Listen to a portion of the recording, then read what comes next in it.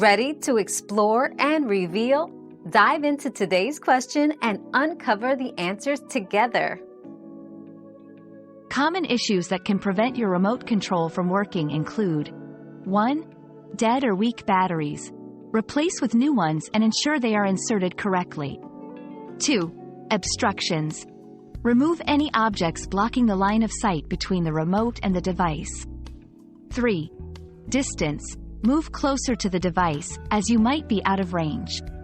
4. Interference. Other electronic devices can interfere with the signal. Move them away from your remote and device. 5. Remote or receiver damage. Check for physical damage that might be affecting its functionality. Your daily dose of discovery ends here, but the journey of learning never stops. Subscribe and join us again for more answers tomorrow.